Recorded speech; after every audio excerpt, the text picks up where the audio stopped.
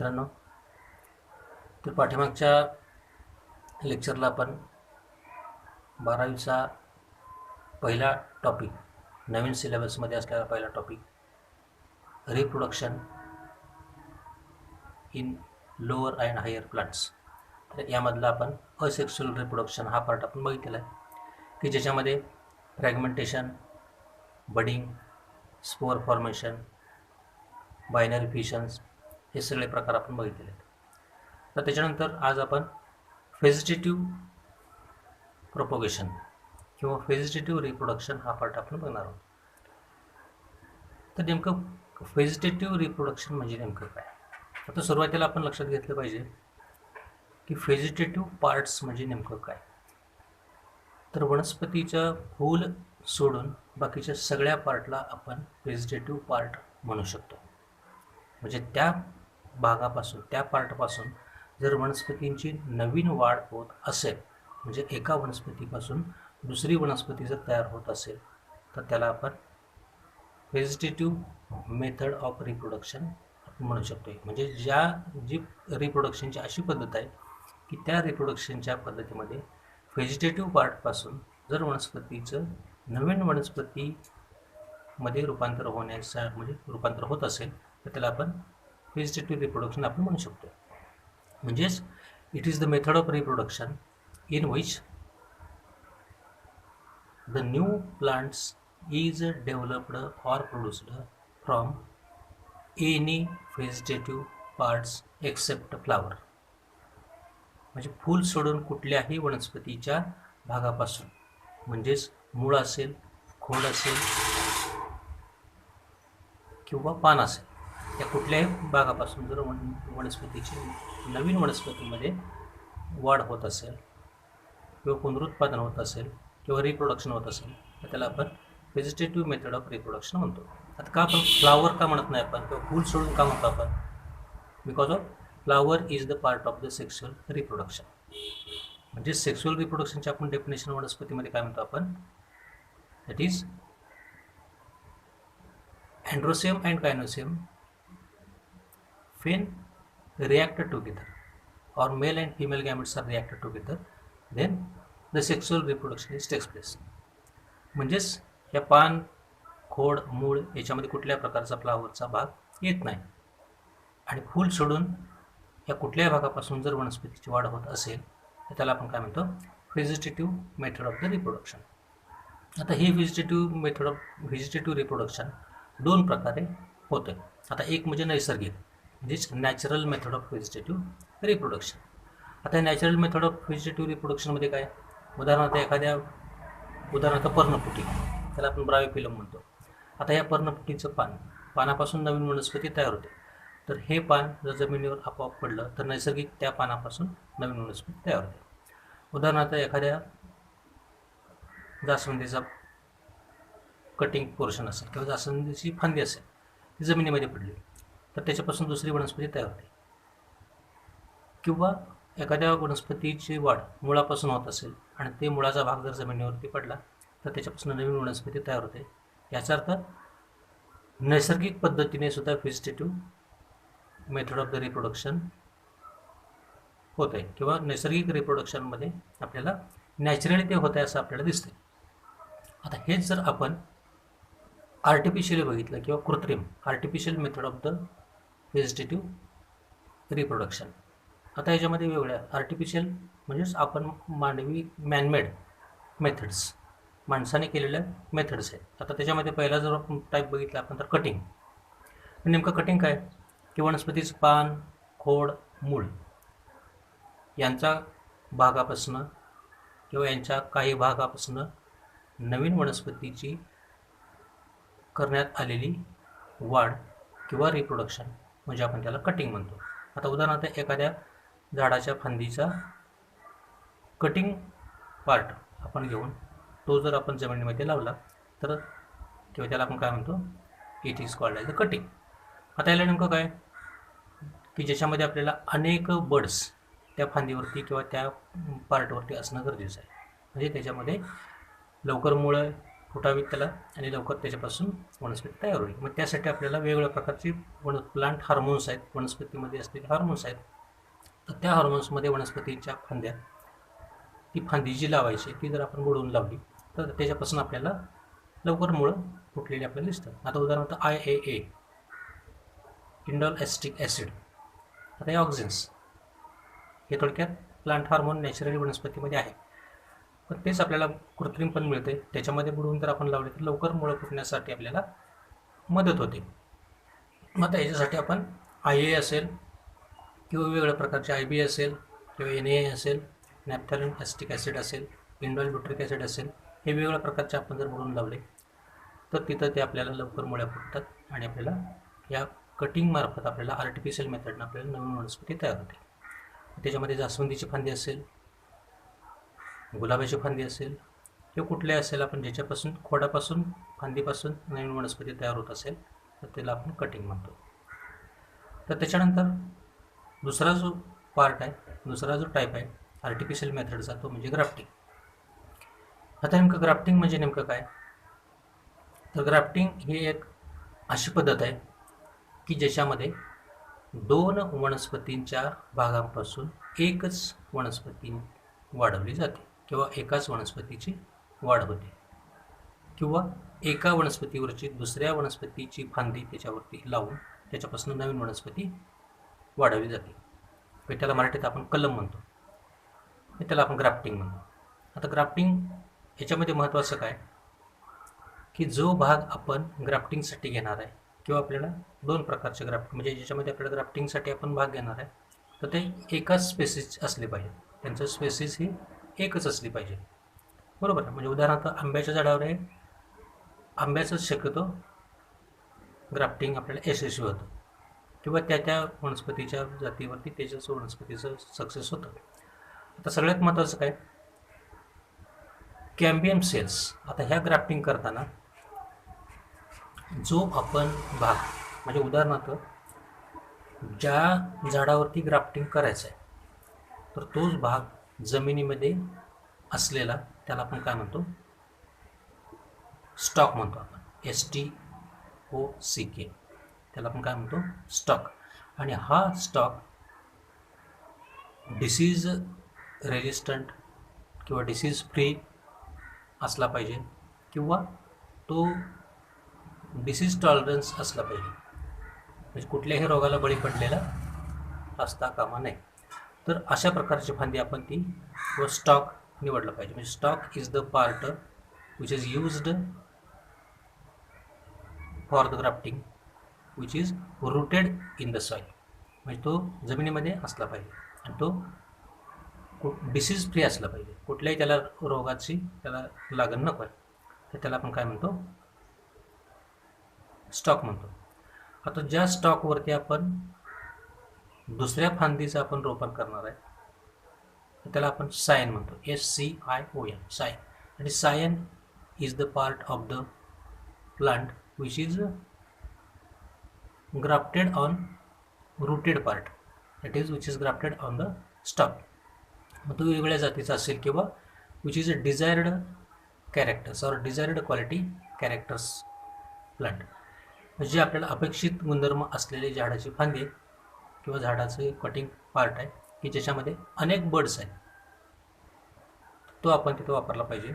आणि याच्यामध्ये काळजी एकच घ्यावी लागते की दोन्हीही पोर्शनचा जो काही भाग आहे तर तो एकमेकांना जॉईन व्यवस्थितपणे जॉईन होणं अपेक्षित आहे. म्हणजेच त्याला आपण काय म्हणतो, cambium cells, it is both of the root stock and scion are successfully joined by joining the cambium cells. म्हणजे दोन्ही फांद्यांचे जे काही कॅम्बियम सेल्स आहेत त्या दोन्हीही यशस्वीपणे त्या दोन्हीचं ग्राफ्टिंग व्यवस्थित व्हावं लागेल. त्याच्यामध्ये आपण that is by it is wrapped with soil, it is wrapped with moss, it is wrapped with plastic paper. त्याच्यावरती आपल्याला ग्राफ्टिंग केल्यानंतर आपल्याला पॉलिथिन पेपर असेल किंवा मॉस असेल किंवा माती असेल तर त्या वर आपण गुंडाळून घ्यावं लागेल. तरी आपण त्याला आपण ग्राफ्टिंग म्हणतो. म्हणजे याच्यामध्ये सुद्धा आपल्याला सेम स्पेसिसचा उपयोग करावा लागेल, बरोबर आहे. म्हणजे स्पेसिस ही सेम असली पाहिजे. त्याला आपण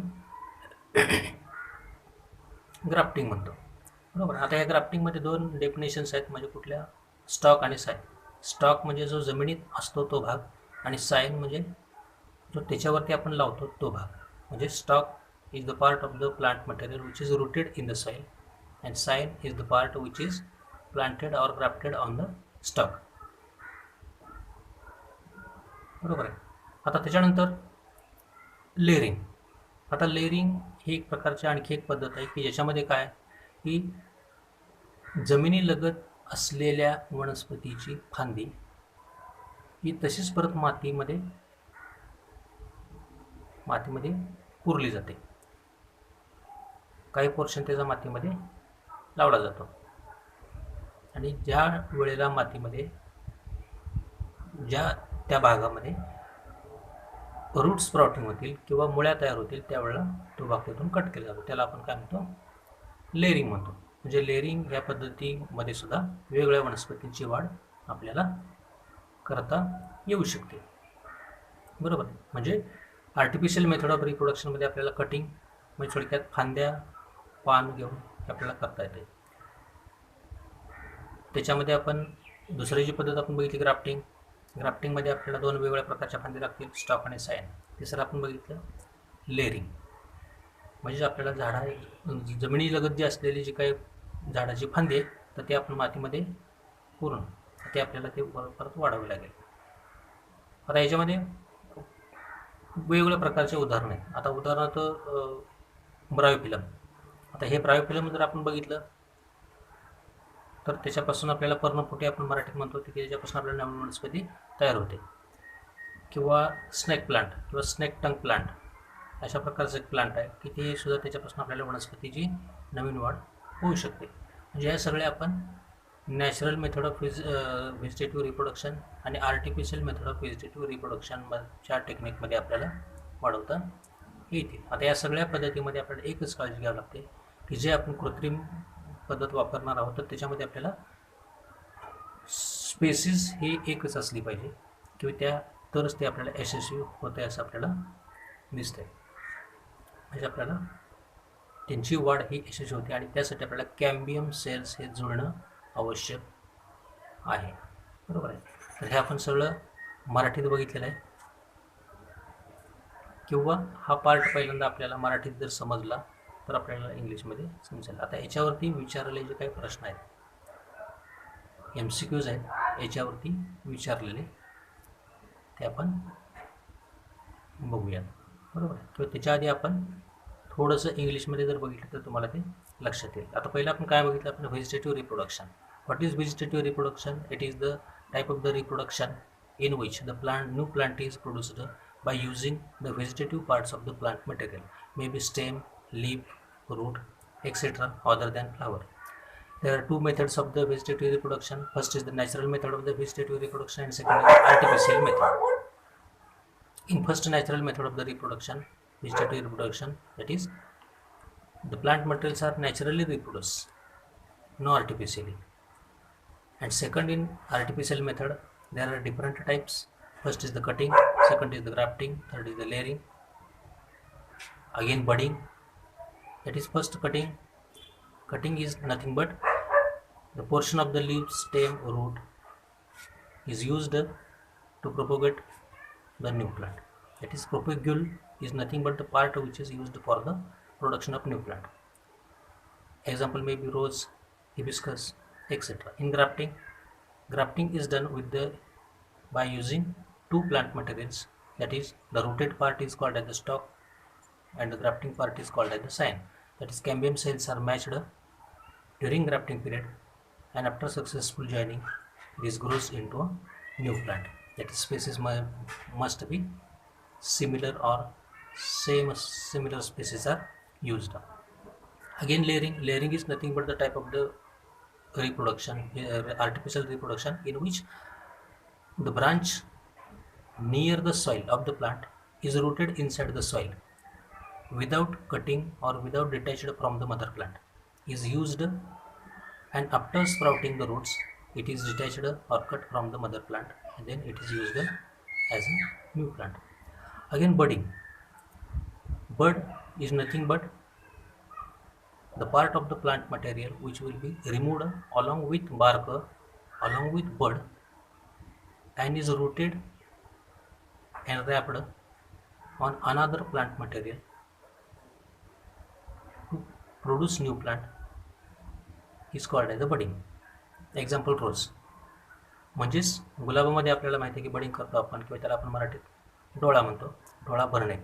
म्हणजेच त्या सालीसहित बार्क सहित आपण तो डोळा काढून घेऊन आपण ज्याच्या फांदीवरती लावायचं तिकडे आपण लावू शकतो. This is called as the budding. आता हे सगळे बडिंग किंवा याच्यामध्ये हे सगळे जे प्रकार आहेत तर त्याच्यावरती असलेले जे काही प्रश्न आहेत ते आपण नंतर बघू.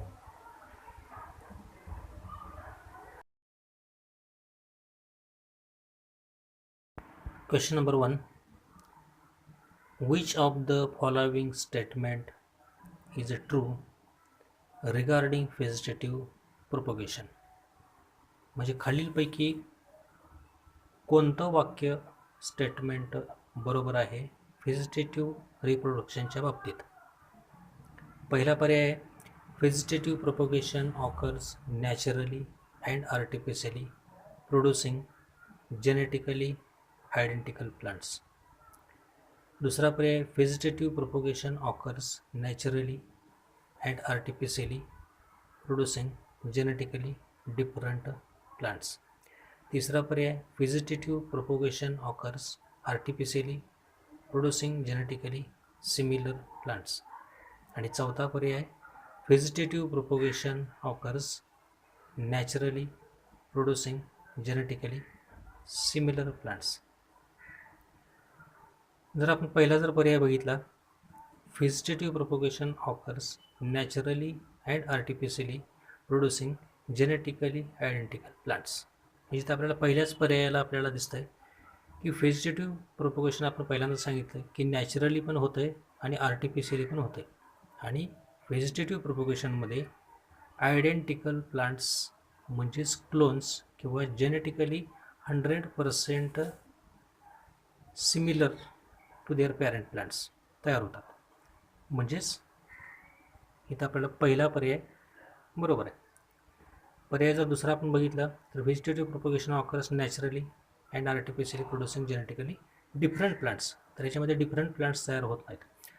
तिसरा जर पर्याय बघितला आपण vegetative propagation occurs artificially providing genetically similar plants हे बरोबर आहे, पण फक्त आर्टिफिशियल तयार होत नाहीत तर नॅचरली पण आहेत, त्याच्यामुळे हे पण हा पर्याय चुकीचा आहे. आपण चौथा जर पर्याय बघितला तर vegetative propagation occurs naturally producing genetically similar plants. आता जेनेटिकली सिमिलर प्लांट्स हा पर्याय म्हणजे ह्या बरोबर आहे स्टेटमेंट, पण पहिलं जे आहे व्हेजिटेटिव्ह प्रोपगेशन ऑकर्स नॅचरली, फक्त नॅचरलीच तयार होत नाहीत, आर्टिफिशियल पण तयार होतात, आणि म्हणून या ठिकाणी पहिला पर्याय बरोबर आहे. Vegetative propagation occurs naturally and artificially producing genetically identical plants. प्रश्न number 2. All the following plants can be propagated by leaf cuttings except. आता याच्यामध्ये काय विचारलं आहे की खालीलपैकी सर्व वनस्पती पानामार्फत त्यांचं व्हेजिटेटिव्ह रिप्रोडक्शन होतं आहे च्याशिवाय, म्हणजे असं एक कुठला पर्याय आहे की त्याचं पानामार्फत रिप्रोडक्शन होत नाही. आता या प्रश्नामध्ये जर आपण बघितलं चारही पर्यायामध्ये आपल्याला 2 नंबरचा पर्याय जो आहे तो हिबिस्कस हा दिसतो आहे. हिबिस्कसचं रिप्रोडक्शन आपण जर बघितलं तर कटिंग पद्धतीमध्ये होते, म्हणजे झाडाची फांदी लावावी लागते आपल्याला, पानापासून होत नाही. म्हणजे उरलेल्या तिन्ही बिगोनिया असेल, ब्रायोफिलम पर्णफुटी असेल, सॅनेसिवेरिया म्हणजे स्नेक प्लांट असेल, तर या तिन्ही वनस्पतीचं पानामार्फत व्हेजिटेटिव्ह रिप्रोडक्शन होतं आहे. परंतु 2 नंबरचा पर्याय हिबिस्कस जास्वंदी याच्यामध्ये पानामार्फत रिप्रोडक्शन होत नाही, आणि म्हणून इथं पर्याय आहे हिबिस्कस बी. Question number 3. प्रश्न नंबर 3. Rooting in stem cuttings are stimulated by using. म्हणजे व्हेजिटेटिव्ह रिप्रोडक्शनच्या पद्धतीमध्ये स्टेम कटिंग जमिनीमध्ये फांदी लावताना स्टेम कटिंग करताना मुळ्या तयार होण्यासाठी किंवा लवकर मुळ्या वाढण्यासाठी खालीलपैकी कशाचा वापर करतात. आता मगाशी सांगितल्याप्रमाणे याच्यामध्ये ऑप्शन नंबर 4 म्हणजेच IAA इंडॉल ॲसिटिक ॲसिड. आता हे ऑक्झिन आहे किंवा प्लांट हॉर्मोन्स आहे. आता वरचे जे आहेत ते जवळजवळ सगळे प्लांट हार्मोन्स आहेत. म्हणजे ABA ॲब्सिसिक ॲसिड हे ग्रोथला विरोध करतं. त्यानंतर इथिलिन हे रायपनिंग हॉर्मोन आहे. आणि त्याच्यामुळं option number 4 IAA this is the right.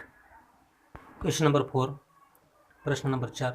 The method of inducing rooting by girdling aerial branches is called air layering. Air layering is also called as. आता या प्रश्नाचा अर्थ असा आहे की आपण झाडावरती असतानाच आपण जे कलम करतो न तोडता किंवा झाडावरील फांद्यावर जे कलम करतो आपण तर त्याला काय म्हणतात? त्याला आपण एअर लेअरिंग म्हणतो. म्हणजे फांदी न तोडता किंवा उदाहरणार्थ डाळिंबावरती आपण गोटी कलम करतो तर तशा प्रकारचा मग प्रश्न. तर यापैकी पहिला पर्याय गोटी, दुसरा जो आहे तो चायनीज लेअरिंग, तिसरा जो आहे तो पॉट लेअरिंग आणि चौथा जो पर्याय आहे तो डी ऑल ऑफ दिस. आता इथे सगळे पर्याय बरोबर आहेत कारण जे झाड असतानाच किंवा काही न तोडता आपण झाडावर जे कलम करतो त्याला आपण गोटी कलम म्हणतो, चायनीज लेअरिंग म्हणतो, पॉट लेअरिंग म्हणतो आणि म्हणून पर्याय नंबर 4 हा बरोबर आहे. Question number 5. प्रश्न number 5. In grafting the rooted plant is called the stock. The stem cutting from the donor plant is called. आता या प्रश्नाचा अर्थ असा आहे की ग्राफ्टिंगमध्ये जो पार्ट आपण जमिनीमध्ये लावला जातो त्याला आपण स्टॉक म्हणतो. पण त्या स्टॉकवरती जो भाग आपण लावतो डोनर प्लांटचा त्याला काय म्हणतात? पहिला ऑप्शन आहे ट्रान्सप्लांट, दुसरा ऑप्शन आहे सायन, तिसरा आहे बड ग्राफ्ट आणि चौथा आहे रूट स्टॉक. तर आपण बघितल्याप्रमाणे option number B with scion हे ऑप्शन बरोबर आहे. म्हणजे scion is the part of the plant or the donor plant which is grafted on the stalk and the sign is the desired quality plant or the desired plant cutting portion आणि म्हणून इथं दुसरा पर्याय बरोबर आहे.